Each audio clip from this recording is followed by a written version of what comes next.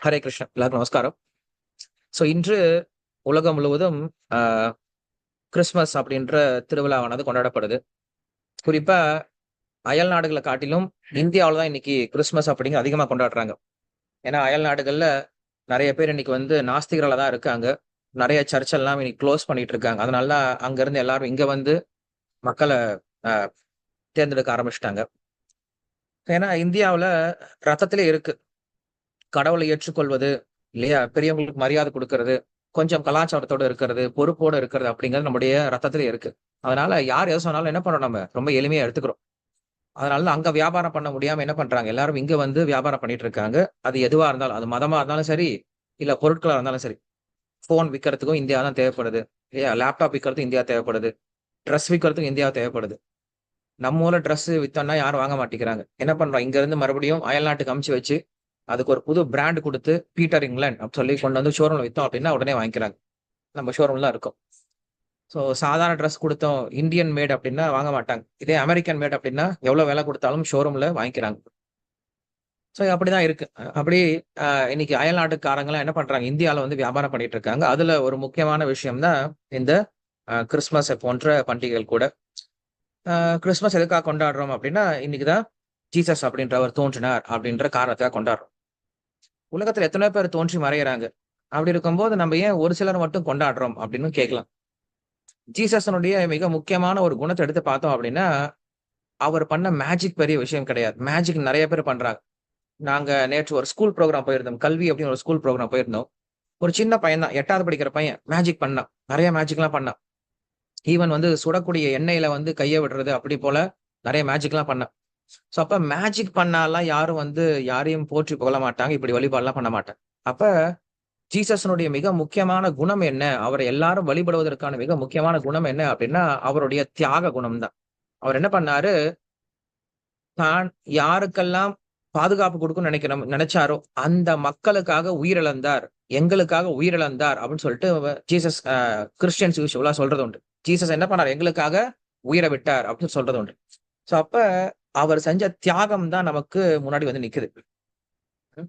அப்ப தியாகம் அப்படின்ற ஒரு குணம் தான் மனிதனை உயர்த்தி காட்டுது. இன்னைக்கு நம்ம யாரெல்லாம் பெரிய தலைவர்களா கொண்டாடுறோமோ, அவங்க எப்படிப்பட்டவர்களா இருப்பாங்க? கண்டிப்பா தியாகிகளா தான் இருப்பாங்க.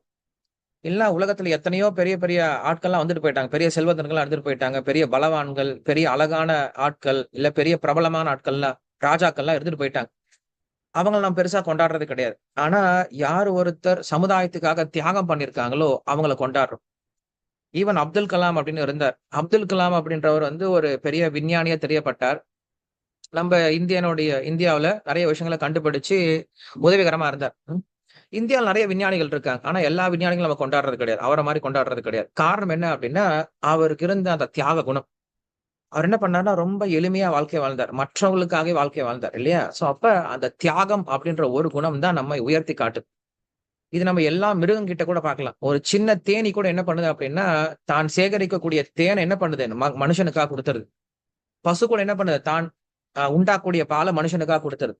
பட்டாம்பூச்சிலருந்து ஆரம்பிச்சு, நம்ப இந்த உலகத்தில் இருக்கக்கூடிய எந்த உயிரினத்த பார்த்தாலும், எல்லா உயிரினங்களும் கண்டிப்பா வேற ஒரு உயிரினத்திற்கு பாதுகாப்பா, இல்ல வேற ஒரு உயிரினத்திற்கு பிரயோஜனமா தான் வாழ்க்கை வாழ்ந்துட்டு இருக்கு.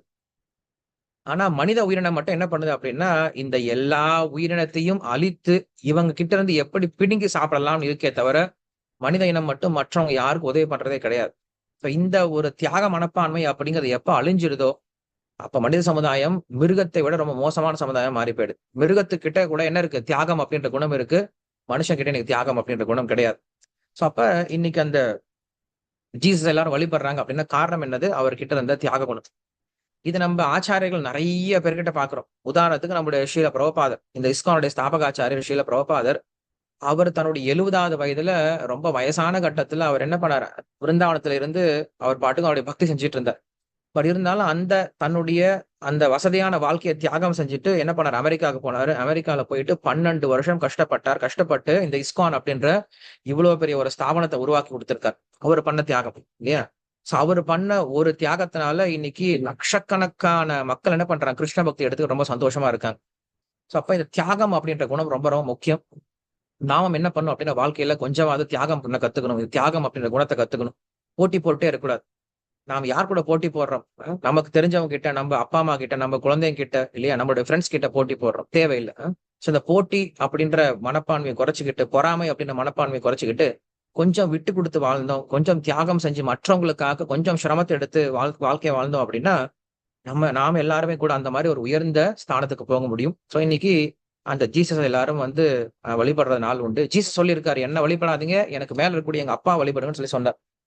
பிதா, அ ப பரிசுத்த ஆவி, அப்புறம் மகன் அப்படின்னு சொல்லுவார் இல்லையா? அவரு கடவுளுடைய தூதன் தான் சொல்லியிருக்கார். தன்னை கடவுள்னு என்னைக்கும் சொன்னது கிடையாது. சோ கடவுள் மேல எங்கேயோ இருக்கார். என்னுடைய அப்பா தான் கடவுள் அப்படின்னு சொல்லியிருக்கார். சோ அப்ப நமக்கு தெரியும் யாரு அந்த கடவுள் அப்படின்னு சொல்லிட்டு இல்லையா? சோ அப்ப நாம அவர ஒரு நல்ல குருவா எடுத்துக்கலாம். அந்த குரு மூலியமா நம்ம என்ன பண்ணலாம்? கடவுள வழிபட ஆரம்பிக்கலாம். சோ இன்னைக்கு யாரெல்லாம் வந்து அ அ கிறிஸ்டியானிட்டில இருக்கீங்களோ, உங்க எல்லாருக்கும் கிறிஸ்துமஸ் தின நல்வாழ்த்துக்கள் நம்ம தங்கமயில் சார்பாக. சோ நாம எல்லா மதத்தையும் மதிக்கிறோம். எல்லா கடவுளையும் மதிக்கிறோம் இல்லையா? எல்லாருக்கும் மரியாதை குடுக்கணும். கடவுள் மட்டும் கிடையாது. இந்த உலகத்துல இருக்கக்கூடிய ஒவ்வொரு உயிரினத்துக்கும் மரியாதை குடுக்கணும். ஏன்னா எல்லா உயிரினத்துக்குள்ளாரையும் கடவுள் இருக்கார். இது நம்ம மதம் சொல்லிக் குடுக்குறது. நாம யாரையும் வெறுக்கிறது கிடையாது. யாரும் மேல உயர்ந்தவன், தாழ்ந்தவன் கிடையாது. என்னுடைய மதத்த பின்பற்றினா மட்டும் தான் நீ வந்து சொர்க்கம் போவ. மற்ற மதத்த பின்பற்றினா நீ நரகம் போவ அப்படின்னு நம்ம சொல்றது கிடையாது. ஏன்னா கடவுள் எல்லாருக்கும் சமம். கடவுள் அப்படின்ற ஒரு தந்தை, தாய்ன்னு சொல்லும்போது, தாய், தந்தை பசங்க கிட்ட என்னைக்குமே பாகுபாடு பார்க்க மாட்டான். எல்லாருக்கும் நல்லா பார்த்துப்பான். சோ அப்படி நாம எல்லா மதத்தையும் மதிக்கக்கூடியவர்களா இருக்கோம்.